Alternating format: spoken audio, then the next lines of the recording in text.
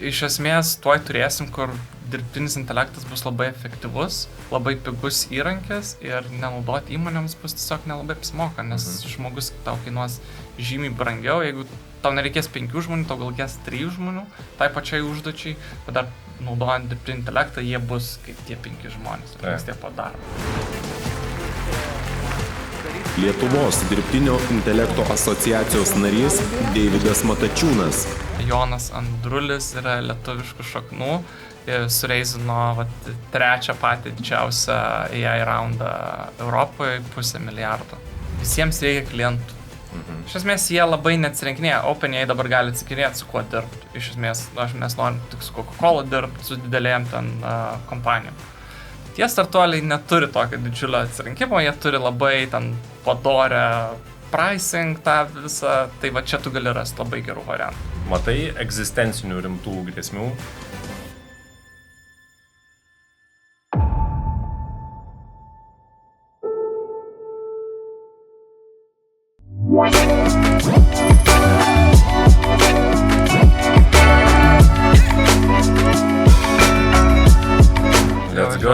Let's go.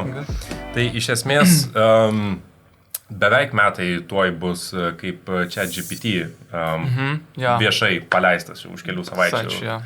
Tai intensyvūs metai buvo. Iš tikrųjų, ta prasme, ChatGPT išėjo, tada 3, tada 4, tada Google Bardas pasijungė, Meta atvirų duomenų open source platforma Llama 2. Vaizdo visas, mačiau dar šįryt pasipaustinai deepfake'o dar tūsų. Tai tie visi didieji ir geriausiai žinome. Aš jau nekalbu, kad iš esmės tūkstančiai turbūt visokių smulkių appsų, programėlių ir platformyčių, kurios pastatytos ant tų didžiųjų tech įmonių dirbtinių intelektų. Tai visa tai realiai per metus įvyko. Kaip tu tą vertini, tokią spartą ir tokį greitį šitos industrijos? Jo, aš manau, kad viską, iš esmės, kaip dirbtinis intelektas prasidėjo, tai jis taip labai banguoja. Ten nuo pačios pradžios, ten 50-ųjų, kai tik prasidėjo kažkoks terminas toksai, tai jis turėjo labai daug visokių, iššoka kažkokia viena ten technologija, kuri ten antraštės turi, tai tarkim ten Deep Blue buvo ten 2000-aisiais, kur Kasparovą nugalėjo.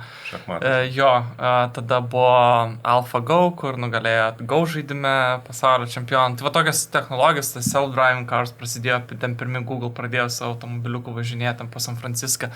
Tai tokios mažos technologijos buvo, bet jos buvo labiau sukurtos tiem dideliem žaidėjim, tai Google, kurie turėjo didžiulį finansavimą. Ir kokiais 2017-2018, sakyčiau, pradėjo įmonės labiau Europoje, tokios gamybinės įmonės, bet irgi buvo labiau sufokusuota į ten vaizdų atpažinimą. Tai ten į gamyklose pažiūrėti, kurios detalės, tarkim, yra defektuotos, kad galėtum, greitai atmest. Tai šitas buvo pradėjęs implementuoti, bet nebuvo tojo, kad atviro visiems vartotojams. Tai ten buvo vienai kažkokiai specifiniai grupiai kurtas produktas ar įmoniai ir nebuvo tokio, kad būtų čia jau kažkoks revoliucinis dalykas, kuris pakeis viską. Ir man atrodo, praeiti metai tai prasidėjo daly 2, kai išleido, tai visas tas generuot paveikslėlius. Ir man atrodo, šitas davė tokią bangą, kad žmonės pradėjo generuoti, jie nebuvo ten labai geri.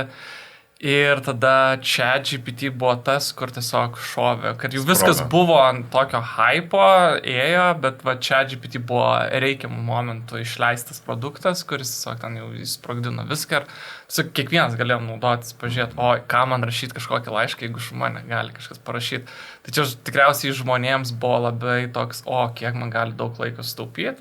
Jeigu aš galiu ten, susidarinėti savo kažkokį kalendorių, rašyti social media postus ir įrašus ir visą kitą. Tai, man atrodo, žmonės matė, kiek daug galima panaudoti ir tada automatiškai pradėjo kurtis tos visos įmonės ir jis pradėjo gerai veikti. Nes GPT-3 buvo išleistas ir įmonės jau pradėjo kurtis, bet nebuvo toks geras ir kelios technikos, būtent dirbtinio intelekto atsiradusios, davė tam čia GPT tokį visišką bumą, kad jis gerai veikia ir gali to atsakinėti. Kas dabar vyksta, kokios kryptis trendina ir dirbtinio intelekto pasaulyje, nes dabar tas medis, man atrodo, jisai plečiasi ir plečiasi. Ir vaizdų atpažinimas ir generavimas, ir tas dideli kalbos modeliai, ir tekstas, ir suvokimas, ir interpretacijos. Tai ta atsiradus savoka generatyvinis intelektas, kad jis gali kažką sugeneruoti, labai tai paveikslėliuose dabar einama, kad jie būtų kuo geresnės kokybės, kad galėtume kurti filmus. Dabar jau yra prasidėjusios, ten Runway tokia kompanija jau daro, kur galėtum iš teksto sukurti kažkokį video labai trumpą, ten 4 iki 12 sekundžių. Bet būtent jų tikslas eiti, kad galėtum kurti filmus ar ten animacinius filmus, kad nereikėtų tiesiog daug žmonių prie to, galėtų keli sėdėti ir būtent tie žmonės, kurie neturi resursų, galėtų kurti irgi kažką. Tai tas tokio demokratizavimo, kad kiekvienas galėtų naudotis tuos toolsus ir tiesiog išlaisvinti savo kūrybingumą. Tai čia būtent su paveikslėliais, dideli kalbos modeliai, tai jie eina irgi tą patį, kad sukurti asistentą, bet kad tas asistentas irgi galėtų viską generuoti. Ten nuotraukas, atpažinti nuotraukas ir padėti suprasti tau iš esmės tavo gyvenime. Tai jeigu ten nori kažką užsakyti, gali parašyti ir tau, suras geriausią pasiūlymą. Tai jie eina į šitą, ir ten yra daug, ten yra apie 10, man atrodo, problemų, kurias reikia įspręsti, kad tu ten sukurtume jau tą labai gerą kalbos modelį. Tai vienas iš jų yra, kad jis tiesiog apdorotų didesnį informaciją. Tai ką OpenAI pristatė prieš kelias dienas, kad dabar gali jau 300 puslapių tekstą, tu jam gali paduoti. GPT-4 turbo. Jo, turbo, kad gali būtent tą didesnį, nes prieš tai jie galėjo, man atrodo, iki 50, 40-50 puslapį, dabar yra 300 kažkur, tai automatiškai jie eina prie to, kad tu galėtum visą savo duombazį mest ir gauti būtent iš ChatGPT. To nereikėtų kažkokių kitų žaidėjų, kurie būtent to dirba. Tai jie būtent nori labai absorbuoti visą rinką. Aš jau ką pamačiau, kad jie dabar žiūri, kas veikia open source, dar kažkur ir bando implementuoti tiesiog į ChatGPT ir dėl to valuationą bando savo iki 80 milijardų pasiekti. Tai paveikslėliai, video kūrimas, asistentai 3D, ir kalbos modeliai. 3D, dabar 3D dar ateina, tai tas būtent, kad galėtume generuoti, bet čia labiau, čia bus irgi specifiniai, kam reikia, tarkim, kiek, kad galėtum turėti baldą, susistatai, ten dizaineriam, kaip galėtų atrodyti viskas. Tai metaverse, visas pasaulis irgi, su šitu žymiai greičiau lengviau kursis, kad tu galėtum užsidėti akinius ir kitus dalykus ir tiesiog susikurti savo butą ar dar kažką tokio dalyką. Tai čia tie labiausiai girdimi ir žinomi, bet Metos, OpenAI, ChatGPT, kas dar iš viso Europą, Kinija vyksta šitos lenktynėse, dalyvauja? Kinija, labai sunku pasakyti, ką Kinija iš tikrųjų daro. Bet jie yra, manau, bent jau žiūrint iš mokslinių darbų skaičiaus, kiek jie dabar, man atrodo, pralenkė Ameriką. Nereiškia, kad tas darbų kiekis užtikrina kokybę, ar kuriamus produktus, bet iš esmės, Europa yra dabar atsilikinėja nuo abiejų, nes Europa dabar pradėjo didelis investicijos, Prancūzija dabar savo turi ten Mistral kompanija, kuri ten gavo labai daug pinigų kurti irgi ten tos modelius. Tada Alfalfa, nesenai, čia prieš kelias dienas, kur Jonas Andrulis yra lietuviškų šaknų, sureizino 3 patį didžiausią AI raundą Europoje, 500 milijardo. Tai aš su juo kalbėjau būtent World Economic Forum šiais metais, jis man rodė ten, kaip viskas veikia ir jie jau turėjo tada produktą tiesiog geresnį negu GPT-4. Tai daroma. Europai, manau, kad ateina į Europą tada, ne? Jo, Europai trūksta gal to marketingo didesnio, nes Amerika būtent ir ChatGPT būtent, bet tuo ir, manau, pagarsėjo, kad tiesiog labai didelis marketingo biudžetas, kad kuo greičiau pasiek kuo didesnio, kuo daugiau auditorijos ir automatiškai tada tų vartotojų ir to populiarumas kyla. Tai manau, Europai ko trūksta, kadangi mes Amerika turi skirtingas valstybės, bet iš esmės yra viena valstybė. Europoje yra daug kalbų ir labai sunkiau ta informacija tiesiog pasiekiama iš Europos startuolių. Bet tikiuosi, kad jau po truputėlį prasideda šitas ir pasieksim ir mes. Bet tai ChatGPT ir OpenAI gal dar tas davė, kad jie pirmi iš esmės buvo. Tai labai daug susigrebė, nes ten per kelias dienas milijonas, ten per porą mėnesių 100 milijonų vartotojų. Čia ne marketingo pasiekmė, čia iš esmės. Jo, iš esmės, taip, kaip kompanija, tai jie, viena iš stipriausių tiesiog, bet, Europa irgi turi ten Hugging Face, ten kur open source labiau daro. Tada DeepMind turi. Iš esmės, Europo talentų yra, gal sakyčiau, turi daugiausiai talento. Iš visų tų šalių, tik mes gal nemokam jo efektyviai panaudoti, kaip reikia. Tai būtent ir OpenAI ir GPT-3, kur tam buvo 21 metais, kur tas jau tada tu gali žiūrėti, kad čia bus tendencija, kad kažkas eis. Bet iš esmės nieko labai ir per daug ir nesikūrė tuo momentu, kai ChatGPT pamatė, kiek vartotojų gali pritraukti ir tada automatiškai visos įmonės, mums irgi reikia kažkokią dalį iš tų vartotojų pasimti savo. Ok. Lietuvos dirbtinio intelekto asociacija. Kas tai per dalykas ir kodėl jo reikia? Jo, tai dirbtinio intelekto asociacija buvo 2019 įkurta, būtent daugumos startuolių AI Lietuvoje kuriamų ir buvo tikslas, kad labiau supažinint, ką daro ir iš esmės tokią padaryti dirbtinio intelekto infrastruktūrą Lietuvoje, tai tuo pačiu ir nuo valstybės lygmenių, kad būtų tiem startuoliam lengviau, tuo pačiu kviesti daugiau talento. Iš esmės, kiekviena šalis dabar labai konkuruoja dėl talento, kur yra tos geriausios kompanijos ir tai mūsų buvo tikslas, kad pritraukti talento, nes yra tikrai gerų lietuvių, kurie dirba Google, DeepMind, kitose kompanijose ir kuria tikrai ten amazing produktus. Tai mes labai norim, kad jie grįžtų į Lietuvą ir kurtų čia kažką. Kaip tą padaryti? Tai yra skirtingai. Tai pirmas yra investicinis, dėl ko jie turėtų čia grįžti, parodyti, kad mūsų aplinka yra tinkama ir mes norim, kad jūs grįžtumėt. Tai čia vienas iš tų. Ir tada bandyti sutvarkyti tą investicinį visą, kad iš Lietuvos parodyti, kiek mes turim talento. Iš esmės, vienas grįžęs nieko nepadarysit, reikia daugiau žmonių. Tai tą bendruomenę mes ir pradėjom burt, kad iš tų bendruomenės žmonių, kalbant su mokslininkais, kurie užsienį gyvena, kad kažkas augtų. Tiesiog, kad jiems duoti bendrą kažkokią erdvę, pasikalbėti, kviesti konferencijas, daryti renginius ir taip pat bandyti užmėgs gal vienas, gal kitas startuolis būtent susikurs, kuris gali būti tikrai didelis. Ir tada nuo to vieno dviejų startuolių, kad padaryti traukos centrą, kad tai žmonės ir talentai suprastų, kad čia yra okei, kad grįžkit, darom čia. Tai Vintadas labai tuo pavyzdžiu irgi parodė, kad Lietuva yra šalis, kuriai galima sukurti didžiulį startuolį ir daug talentų iš esmės ir grįžo vien tik dėl Vintado. Būtent tai sukurti kuo daugiau tokių kompanijų, kurios pritrauktų talentą, kurie gali mokėti ir gerą atlyginimą ir tiesiog duoti erdvės būtent tiem mokslininkam kurti kažką, daryti.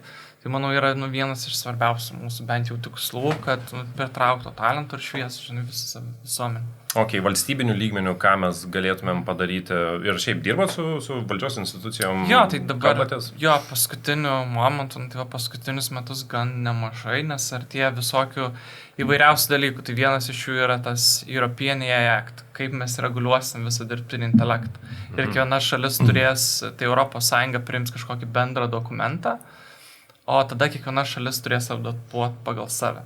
Tai mes labai norim, kad ta adaptacija vyktų kuo geriau ir tie startuoliai, kurie dabar kažką kuria, nebūtų paveikti labai tos reguliacijos, kuri užkirstų ten kelią inovacijų, iš esmės. Tai ir dabar ateina daug, iš esmės, pinigų iš ES, kad visi nori daryti savo GPT skirtingai kalbai ir tai šitie projektai, prasideda valstybiniai projektai, iš esmės yra ilgi. Ir biškiai atsilieka nuo tos inovacijų tempo, kaip gali greitai padaryti ir tada tu labai, konkuruoji. Bet iš esmės skirtingom kalbom, tai tarkim lietuvių kalba, OpenAI niekada nežiūri į lietuvių kalbą kaip kažkokią prioritetę, 3 milijonų žmonių, kurie kalba šitą kalbą, iš esmės nėra labai didelė rinka, tada tu nežiūri kitas kalbas, kurios turi ten 100 milijonų ar dar kažkas tau labiau, apsimokėtų. Tai čia bus kiekvienos valstybės, man atrodo, reikalas turėti savo kažkokį modelį, ir būtent pritaikomą valstybiniam sektoriui. Tu negali čia GPT naudotam valstybiniam sektoriui, nes jie vis tiek kažkuriuo momentu renka tą informaciją ir tu negali patikrinti, ar jie tikrai renka. Ten gan užtruktų procesas įstikinti, ar tikrai čia GPT yra geriausias valstybės kažkam funkcijom atlikti.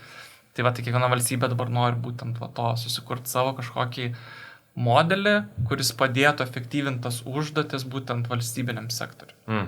Ok, čia jau kaip galutinis vartotojas, kad valstybinės institucijos. Ok, tai idealiam pasaulyje, ką, pavyzdžiui, reikėtų mums kaip Lietuvai padaryti verslo turbūt lauke ir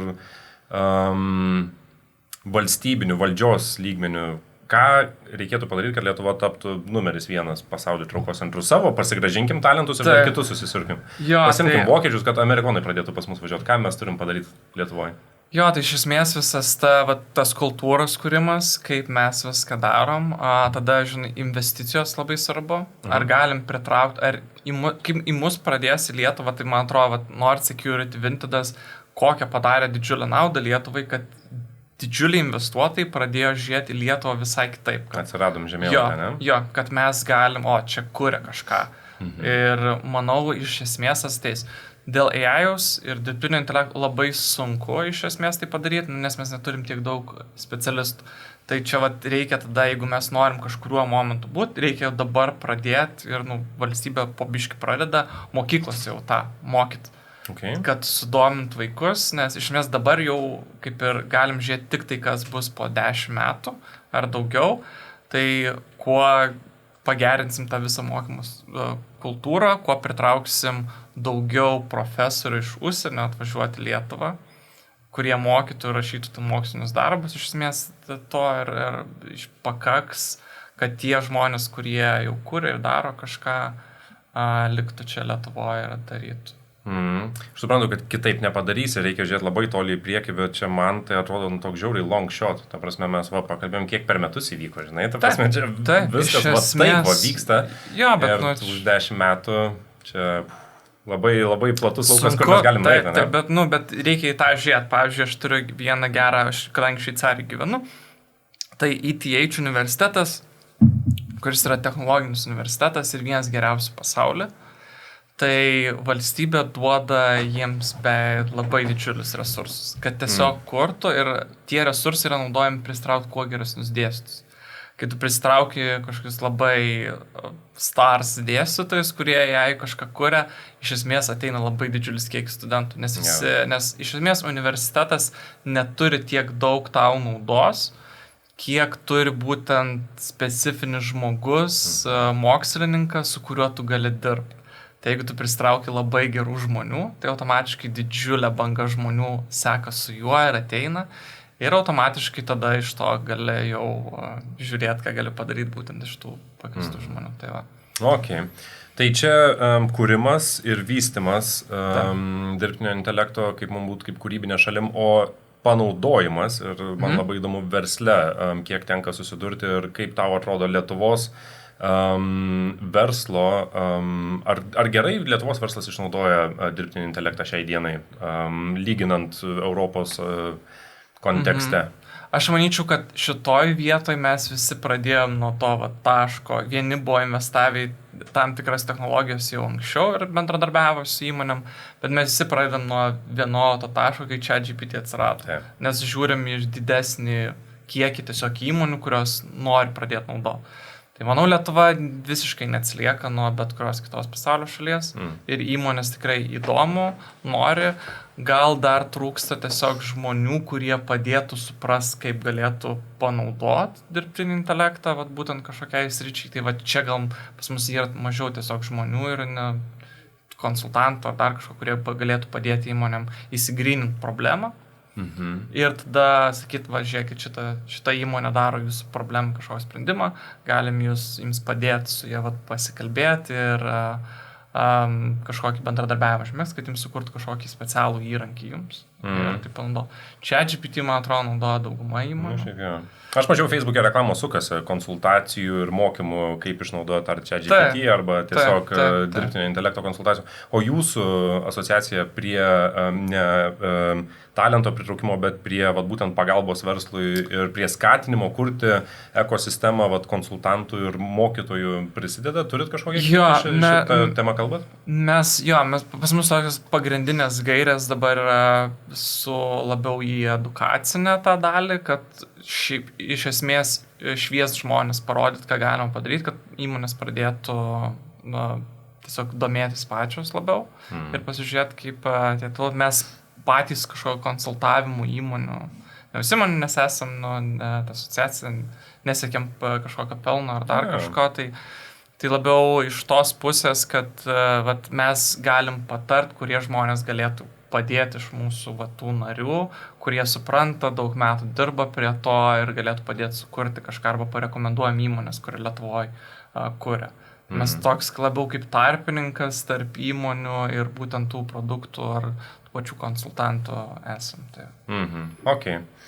Jeigu taip jau konkrečiai tada nueit, konkretus pavyzdys, turiu įmonę, 30-40 žmonių, gaminu kažką, B2B pardavimai, 5-7 milijonų eurų apyvartos, tokio dydžio įmonė, ką šiandien kaip vadovas turėčiau pradėti daryti su dirbtiniu intelektu, kad jau bėgčiau į priekį nuo savo konkurentų? Ar yra ką daryti? Jo, tai iš esmės reikėtų įsigryninti, kas daugiausia laiko užima. Tai jeigu tu ten ir įsigryninti kažkoks, tai marketingė, tai kadangi labai svarbu būti socialiniai erdvėj, matomu, kad pristatyti klientų ir parodyti, tai gali tau labai palengvinti. Iš esmės, turint vieną žmogų, jis gali ten lengvai, arba net pats vadovas, jeigu įdomu, gali pradėti rašyti būtent apie tą visą, ką jūs kuriat, ką darot, ir dirbtinis intelektas gali tai padėti. Su pardavimo įrankiais ir pardavimais iš esmės irgi gali padėti susirasti klientų, kurie būtų, pabandyti parašyti pirmus tuos laiškus, kaip pagal kiekvieną klientą būtų galima geriausiai parašyti tą cold, tą šaltą laišką pirmą.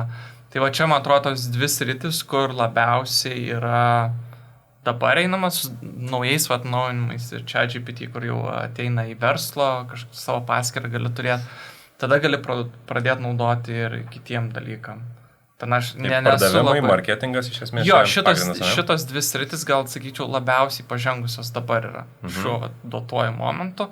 Greitai perėsim, man atrodo, kelių metų bėgi turėsim asistentus, kurie galės padėti vadovui iš esmės ir visiems darbuotojams būti labiau produktyvesniem.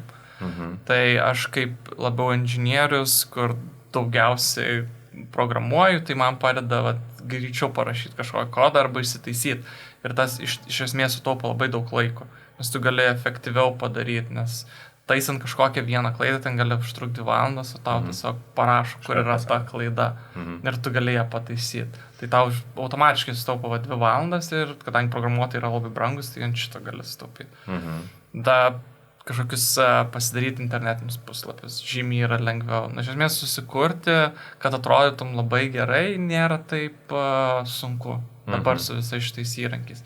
Ir būtent pardavimų tai yra visos sistemos, kur ten net man atrodo, call centram yra labai daug, tiem būtent skambučių centram yra labai daug visokių įrankių, kurie analizuoja, kaip tam klientas kalba ir pasako, kas jam patinka, kas jam nepatinka, tu galėtum tiesiog keisti savo pardavimų strategiją ir žinot, jam nepatinka tas, arba konkurentas kažką geriau siūlo, nes kalbėjo apie konkurentą ir kainas, tai gerai, padarom nuolaidą ir taip pasiekti tą klientą ir padidinti savo pardavimus. Tai čia yra visokių tų įrankių, kurie, iš esmės gali padėti ir įmonės kuria, daro tas sistemas, kurios integruojasi su dabartinėmis sistemus, ką įmonės turi ir padeda išanalizuoti geresnius sprendimus. Sakai, kelių metų bėgi, greičiausiai asistentai bus tiek išvystyti, kad turbūt kiekvienas turės, tai ar klausimas toksai 5 metų perspektyvoje, ar egzistuos verslų, kurie nenaudos dirbtinio intelekto, tavo nuomonė? Kaip greit mes progresuosim? Aš manau, kad naudos visi kažkurio. Verslui svarbiausia efektyvumas, sutaupyti kuo daugiau pinigų. Tai jeigu matai, kad kažkas gali padaryti tau pigiau ir dabar, dabartinės, ten kuriant su ChatGPT kažkokius savo įrankius, jie dar kol kas yra, iš esmės brangus. palyginus, bet jie vis pinga. Kiekvieną kartą, po kiekvieno pristatymo OpenAI ten kaina krenta labai drastiškai. Tai iš esmės tuoj turėsim, kur dirbtinis intelektas bus labai efektyvus, labai pigus įrankis ir nenaudoti įmonėms bus tiesiog nelabai apsimoka, nes žmogus tau kainuos žymiai brangiau, jeigu tau nereikės 5 žmonių, tau gal reikės 3 žmonių, tai pačiai užduočiai, bet dar naudojant dirbtinį intelektą, jie bus kaip tie 5 žmonės, atliks tie po darbą. Okay. Tiesiog čia toks labai verslo požiūris, kad tiesiog sutaupyti kaštus ir viską. Okay. Tai tada apie tuos įrankius kalbant, mes Expert Discovery, tai kas pardavimus liečia, daug bandom, testuojam ir kai kurie, tiksliau dauguma iš jų tai vis dar yra pakankamai tragiški, ta prasme, nepavijosiu, tikrai blogi. Ir kaip pavyzdys, ChatGPT pluginą įsijungiau, kuris gali nueiti į svetainę, ištraukti šios duomenis ir tada jau ChatGPT apdirba pagal tai, kokią užduotį. Įmečiau inovacijų agentūros svetainės vieną konkretų linką apie europinę priemonę ir sakau, ten daug teksto prirašyta ir pasakyk man, kokia yra finansavimo maksimali suma ir koks intensyvumas. Abudu skaičius suklydo. Įmečiau tą pačią užduotį į Bingą, irgi gavau neteisingą informaciją. Ir po to kitus, čia vienas pavyzdys, bet kur testuojamės ir bandom, kaip sakiau, tas visokias appsus arba dar papildomos tas išvestinės visokias programos, visos jos supakuotos ir pristatytos labai gražiai, kaip ir turi būti, normalu, jie nori parduoti. Ir tokios, gyvenimą keičiančios ir jau viskas bus labai fainai, bet kai prasitestuoji, ten tikrai dar kokybės trūksta ir vėlgi, kai tai yra vienas dalykas, kad tos funkcijos, ar tai pasiklysta, kažką neteisingai interpretuoja, nesupranta, tai tos funkcijos nėra tobulai atliekamos.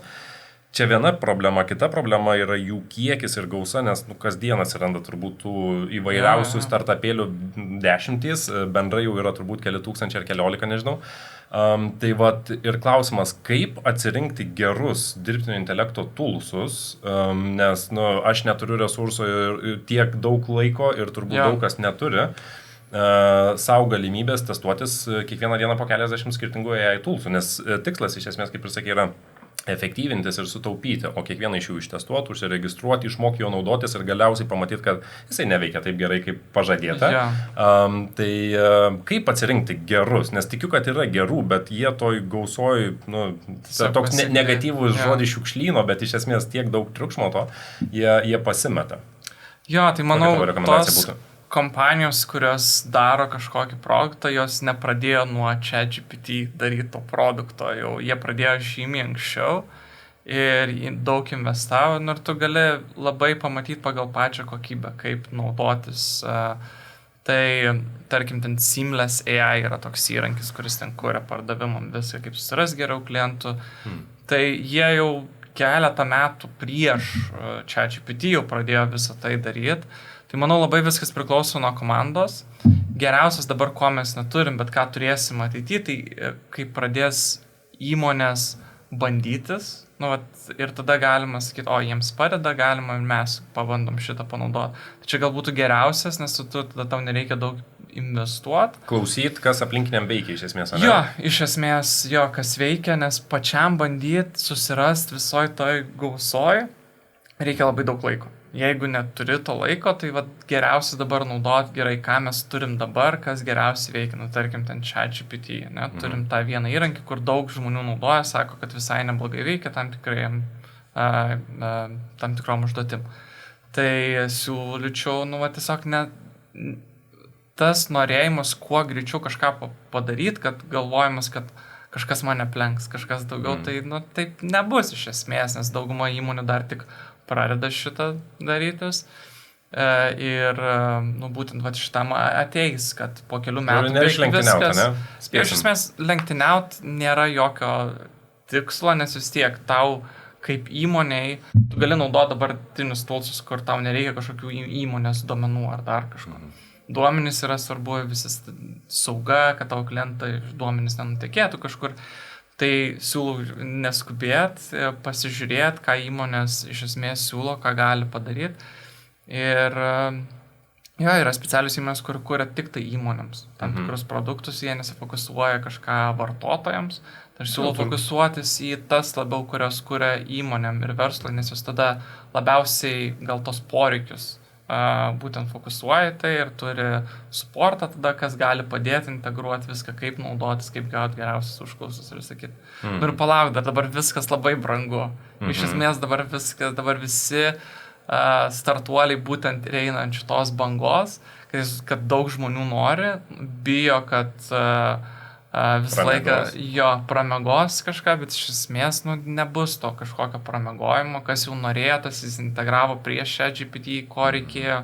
Dabartinis yra, kad tiesiog tu gali naudoti ChatGPT, siūlau verslui pasibandyti tą ChatGPT business, kad tu galėtum pasinaudoti iš jie dabar kuria visokius analitikos, dar kitus dalykus, kur gali tiesiog kiekvienam žmogui padėti įmonį.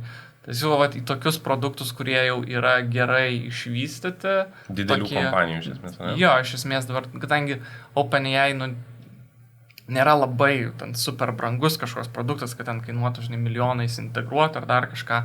Iš esmės taip nėra, ten su jais pasikalbėjusiai žiūri, kiek vartotojų naudos, bet ten tikrai, man atrodo, labai labai padori kaina, bet iš esmės turės dar keli metai, gal ne keli, gal metai praeit, gal net ir tie patys keli, iš esmės, kol verslas supras, mums čia labiausiai padeda, tada ieškom čia geriausios įmonės, kuri būtent fokusuosi šitą užduotį. Ir tada žiūrim, kiek mums, čia dabar toks laikas, kur mes geriausiai galim sutaupyti, įsiaiškinimas problemos, iš esmės, kur mums reikia, o po to jau tada galima daryti kažkokį researchą ir ieškoti būtent įmonės, kuri būtent fokusuosi į tą problemą, kad įspręsti ją. Okay. Tai nepulti ieškoti dirbtinio intelekto, pirmiausia supras, kur tau skauda ir tada ieškoti, kokių sprendimų yra. Iš esmės tai jo. Sakei, klausyti ir stebėti, ką kiti daro, kas kitiems veikia, sėkmės istorijos, ir tada jam daryti tą patį. Ir tai čia tada viskas labai paprastėja, leisti kitiem padaryti tą darbą. Jo, kiti padarys tas klaidas, kur tu nenori, nes tos klaidas... Ir staupysi laiko, kad dirbi savo darbą, o kai kažkas atrado kažką gero. Kažkas atrado, tai tu taip pat pasinaudosi. Iš esmės dabar vyksta ta fazė, kur visi gryninas, ko mums reikia. Bando daug viso ir automatiškai didžiulis investicijos yra įdedamos į visus tos tūlsus, nes tau reikia nusipirkti, reikia sužinoti, ar čia nepažeis ant GDPR, kitų dalykų. Ir tokių daug labai skausmų, kur, iš esmės, startuoliai dabar į tai nesifokusuoja. Dabar labiau fokusuojasi yra į tas, kad kuo daugiau vartotojų, kuo greičiau, kuo daugiau pinigų pasimti ir tada... Tai stebėti, ką daro kiti ir kas veikia kitiems, turi patarimą, kur tai padaryti? Yra tau patinkančių forumų arba kažkokie konkretų žmonės, ką tu seki, bet žmonės vėlgi, jie turbūt labiau industrijos mastu kalbės apie kūrybą, o ne pritaikymą, bet būtent jeigu verslui gauti nuolatos informaciją apie panašius verslus, kas jiems veikia, kas neveikia. Ar social medijoje, ar LinkedIn, ar kažkokiuose podcastuose. Kur gauti šviežios informacijos, kas veikia verslui? Jo, aš tai bent jau ieškau visą laiką Twitterį. Visi dauguma vis naujausių kažkokių AI ten atnaujinimų ir dar kažko, tada stebėtas didžiulės įmonės, tai OpenAI, jie daro visokias partnerystės su tam tikrais dideliam kompanijom. Tai automatiškai jie kūrė tą produktą, tai čia pats nesenai yra telekomunikacijų toks Pietų Korėjos telekomunikacijų kompanija, pradėjo su Anthropic tokia kompanija, kuri kūrė irgi kaip ChatGPT, pas juos vadinasi Claude, kuris yra labiau etiškas ir būtent jiem padėtų suoptimizuoti visus procesus. Ir jie būtent rašo, ką būtent optimizuoja, ką galima padaryti. Tai ir pradėti nuo tai pažiūrėti, ko didelės kompanijos, ką daro, nes jos dažniausiai pasirašo tenai ir daro publikacijas, pres tuos releasus, ką būtent ta kompanijos. Kad Anthropicas atėjo į didelę telekomunikacijų kompaniją, jo, ir jie dažniausiai jiems skaudėjo tas ir tas ir tas, ir jie dabar daro taip, jau išsprendė ir tą detaliai jie nerašo, nes dar tik tai pradžia, bet jie rašo, kad tarkim, pirmi patys buvo Coca-Cola atėjo pas OpenAI, kai ten viskas prasidėjo su DALL-E 2 ir ChatGPT ir ta Coca-Cola parašė, mums šitas ChatGPT ir DALL-E bus reikalingi daryti marketingą ir dar kažką. Į šitus du mes fokusuojamės ir mes būtent šitie skyriai bendradarbiaus su OpenAI, kad padėti integruoti juos, kad tiesiog geresnės kompanijas leis. Tai okei. Tai reiškia, šitas veikia, didelė kompanija pasidarius jau savo visą researchą, nes turi daugiau žmonių. Gerai, gal ir mes galim pradėti. Ne taip, tokiu dideliu mastu, kad ten bendradarbystės ar dar kažko, bet tiesiog galim pradėti žiūrėtis, kad marketingai ir tam čia tos dvi sritis, kur galim pradėti fokusuotis. Ir tada žiūrėti, kas marketingai, ką mes darom. Socialinius tinklus, darom kažkas, pristatom savo produktus, norim pristatyti, kažkokias reklamas, dar kažką. Ir va tada tu įsigrynini gerai, kaip čia gali padėti mums padaryti socialinę mediją, tai čia GPT gali mums padėti parašyti visą socialinių medijų įrašą.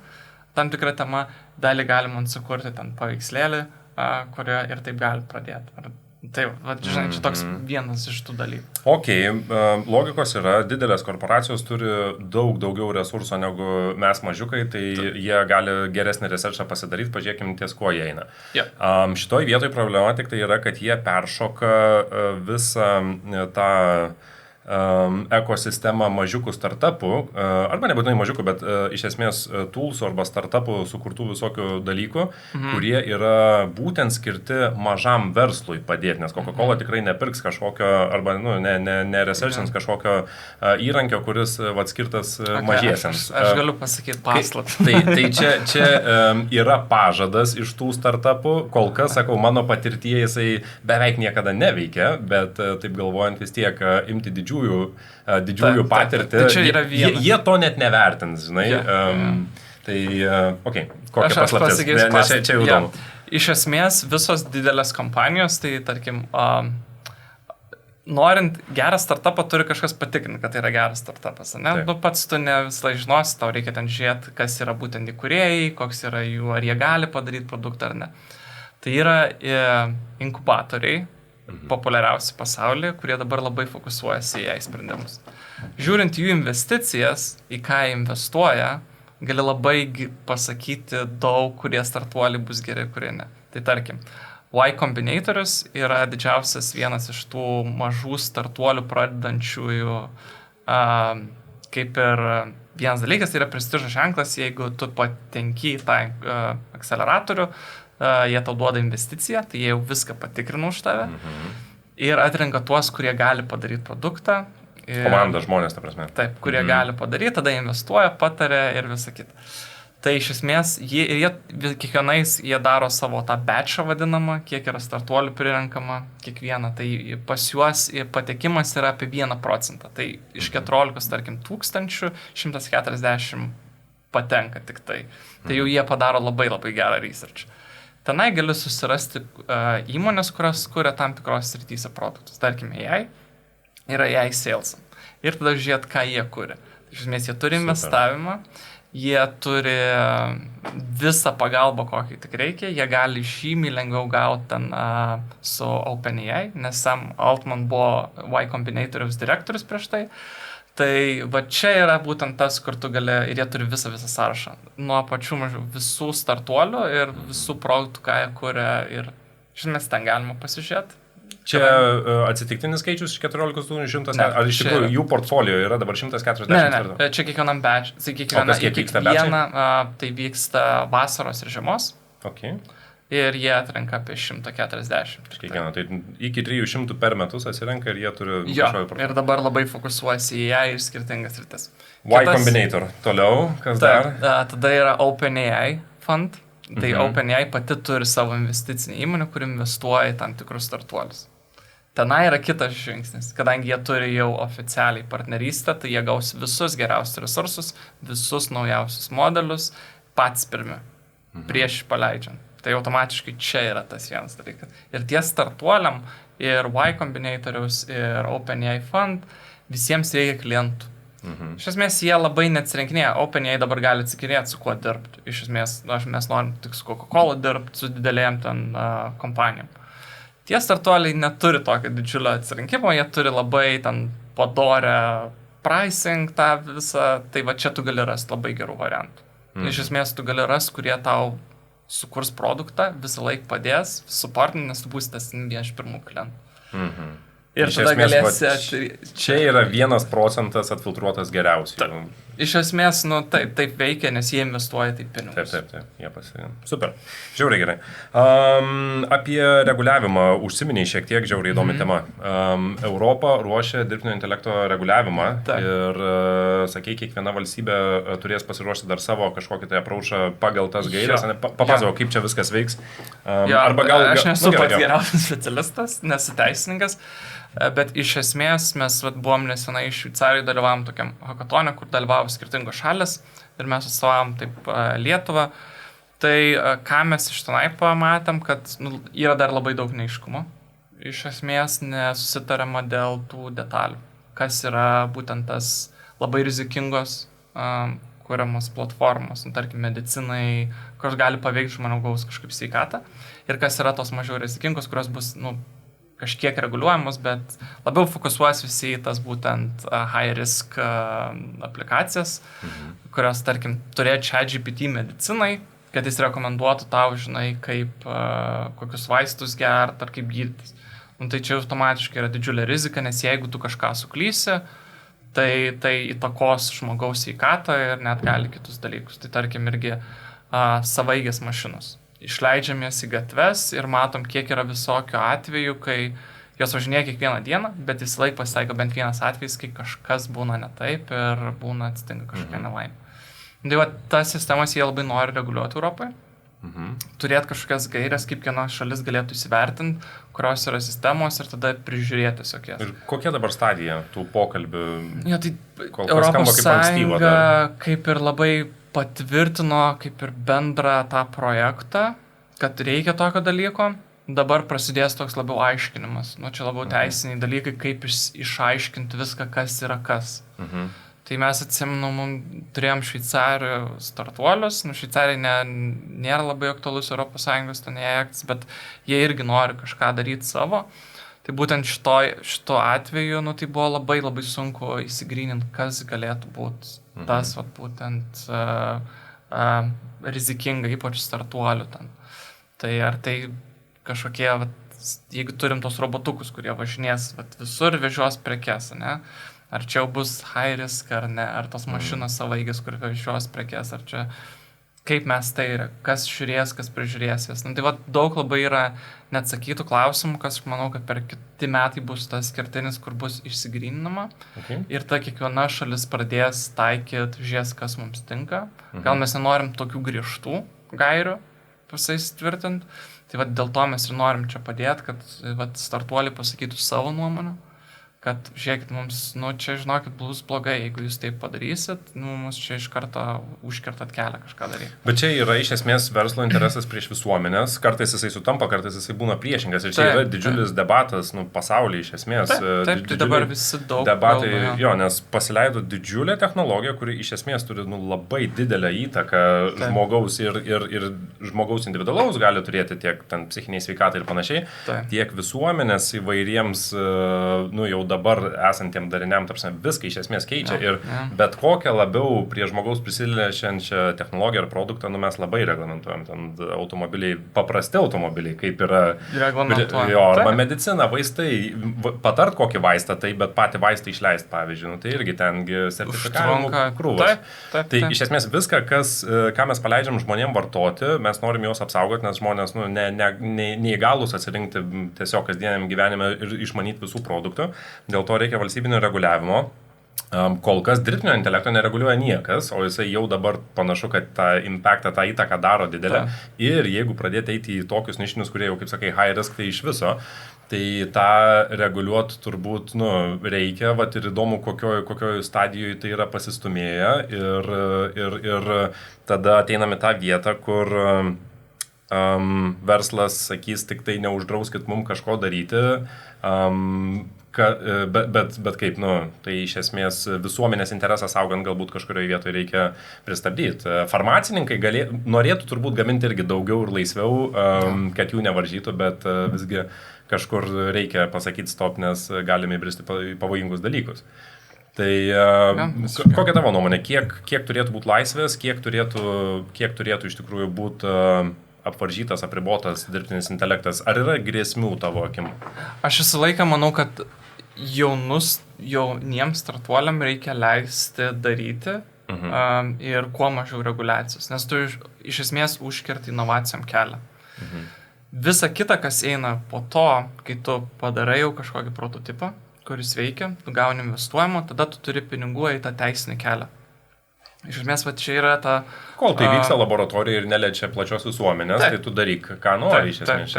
Kai kuriuos tu gali, įsibandyti, bet vat, būtent kai jau eina, kad tai vat, realiai bus kažkoks atsakas ir reikia labai sverti. Aš labai džiaugiuosi, kad dauguma startuolių labai tą tikrai žiūri rimtai, kad kaip mūsų produktą vartos klientai, ar jie bus saugus ir dar kažkas. Tai iš tos pusės aš manau, kad čia tas reguliavimas reikia tiesiog turėti, ką tau reikia padaryti, kad tu galėtum tai daryti. Tai vat kokius tau reikia, ar tau reikia turėti tam tikrus sertifikatus ir dar kažką. Aš šnekėjausi viena įmonė, kuri ir Lietuvoje veikia, kuri daro savaikės mašinas ir viešuoja viską.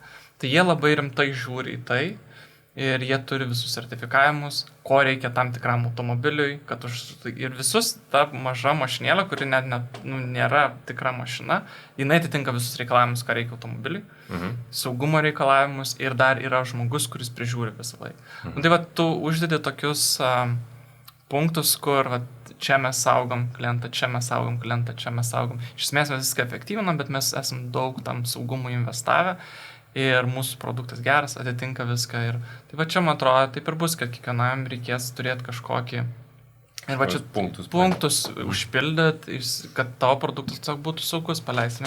Bet šiai dienai Europoje arba Lietuvoje šiaip nėra reguliuojančių institucijų. Nėra, pasaulyje dabar atsiranda tos naujos institucijos. Ten nesenai buvo toks AI Safety Summit, kuris vyko Jungtinėj karalystėje. Tai visi diskutuoja dabar, kaip apsaugot kuo daugiau žmonių. Tas pats ChatGPT, iš esmės jie bando, kad negeneruotų kažkokios informacijos ten apie medikamentus ir dar kitus, arba prašytų, kad aš nesu daktaras, ar dar kažką tau reikia kreiptis. Tai yra įdedami, bet, dirba, žodžiu, žmonės. Visi čia yra pagrindinis dabar, man atrodo, kaip padaryti, kad jis būtų saugus. Nes tada galės pradėti tą eit, kur skeilint visą, kad kuo daugiau vartotojų pasiekti. Bet valstybės irgi nenori paleisti šito tiesiog, kad bet kas galėtų daryti bet ką. Tai to reguliavimo kažkurio prasme tiesiog reikia. O tai Europoje, pasakėjai, kas vyksta Amerikoje, girdėjai, kaip tenai, tai dabar, kokie pokalbiai, kokie valstybinio lygmenio reguliavimai? Tai būtent visa komisija, Baltieji rūmai išleido gairias kažkokias pirminės, kaip jie norėtų ten reguliuoti, kaip tu turėtum galėti. Jos nėra labai geros, nes iš esmės tas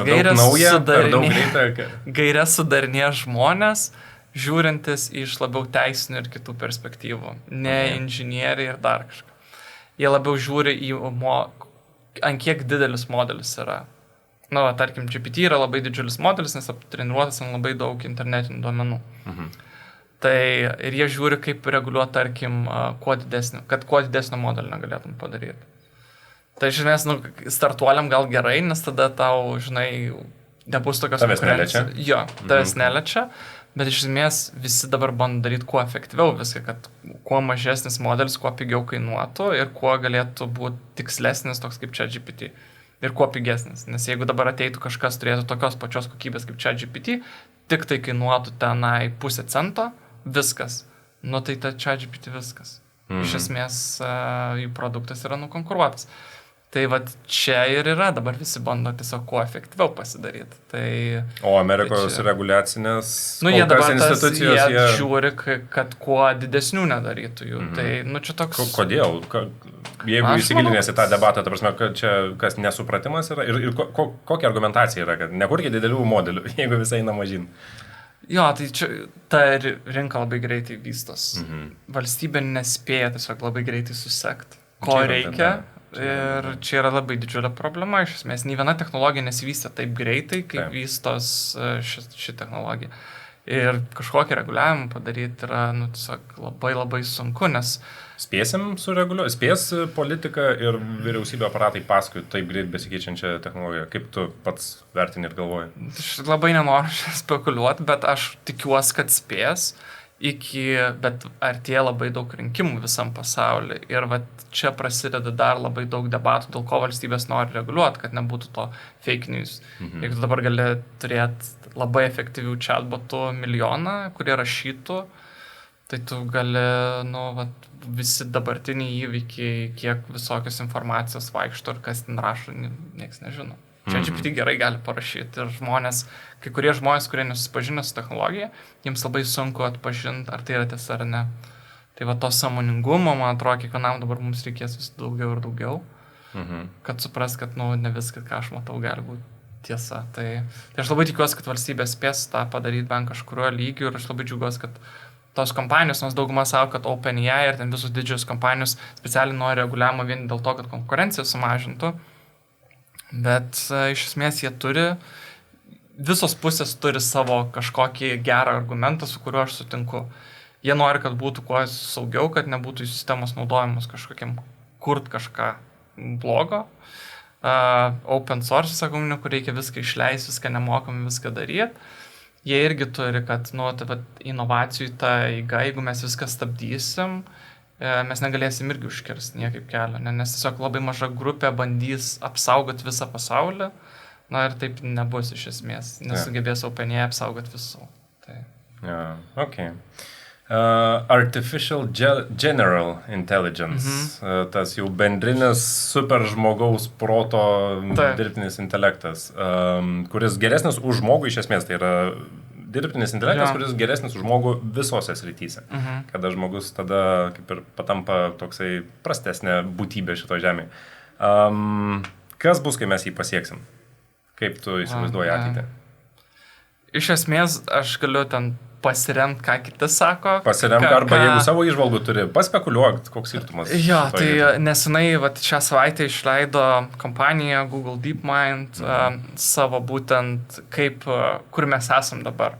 Tai iš esmės yra 6 lygiai, tai dabar mes esam tam pirmam, kuris gali atlikti tam tikras užduotis. Tai ChatGPT yra tas pirmas lygis, kuris gali kažką atlikti, kažko dar reikia labai daug priežiūros žmogaus. Tai kitas bus lygis ir antras ir trečias, manau, pasieksim per artimiausius 5 metus, kai sugebės 90, tai trečias lygis yra 90% žmonių, ne kažkokių tos protinių darbų, kur tai reikia kažką rašyti, bus galima atlikti dirbtinį intelektą. Ir geriau. Geriau. Ir tada kiti bus 95 ir 99 ir tada jau tas AGI vadinamas super intelektas bus pasiekimas, nežinau kada. Bet čia kiekvienam ir anksčiau mes turėjome mašininį mokymą, kuris mokosi iš duomenų, tai gauti 90% tikslumo kažkokio modelio yra gan paprasta, turint gerus duomenis. Bet gauti 99 ar 100 yra tiesiog neįmanoma.